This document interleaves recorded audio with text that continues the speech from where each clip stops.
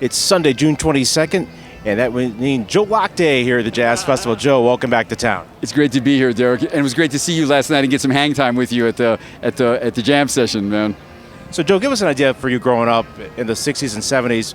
What inspired you to pick up the mallets and start playing vibes? And what was it like as a teenager playing in all the different clubs? Man, I had a set of vibes in my house, and I was practicing at home. And my friend Chris Walker, his dad, came by and said, Joe, I'm going to put your vibes in the back of my pickup, and we're going to go over to a club called Jenks and Jones on Genesee Street, and I want you to play the jam session. And that started the whole thing off, man. And after that, I was playing at Jenks and Jones, the People's Club, the F&S Lounge, and it went on from that to playing with Spider Martin to moving to New York. But it all started that day. I went from the basketball court to the jam session at Jenks and Jones when I was 15. I was saying, because you were playing hoop. You were hooping. I was hooping too, man. Yeah. So give us an idea of what Rochester was like as a kid in the mid-'70s, because all these things are changing, but here you are just playing the music and being part of the culture. It was a great place to grow up because I felt like I was a product of the grassroots jazz scene that was really fertile.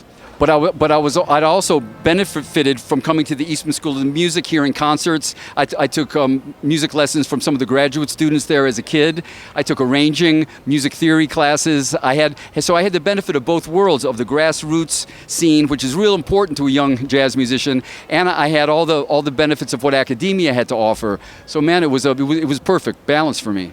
Speaking with Joe Locke, so Joe, give us an idea going to New York now as a young man, and you got the Giants are still were working, then Milt Jackson and Lionel Hampton and Bobby Hutcherson, and I mean, they're all there.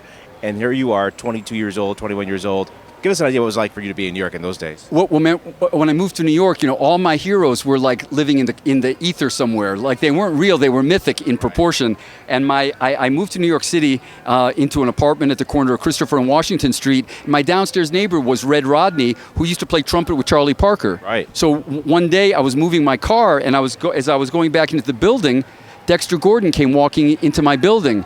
He was there to visit Red Rodney, his friend. But I looked and I went, oh my God, it's Dexter Gordon, the guy whose albums I have in my collection, and he's a real human being. And then I would bump into Stanley Turrentine, Michael Brecker, John Hicks, the list Kenny Barron, Ron Carter, Herbie Hancock. The list goes on and on and on. And you realize, oh, these are just folks who happen to be amazing artists. Speaking with Joe Locke, so Joe, who's going to be in your band tonight?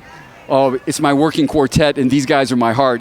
These guys are my tribe, as I like to say. Jim Riddle on piano, Lauren Cohen on bass, and Samvel Sarkeesian on drums. And these guys have been with me for the last 8 years. And man, they are my heart. We think in the same way. We finish each other's musical sentences. And it's an honor and a privilege every time I get a chance to play with them.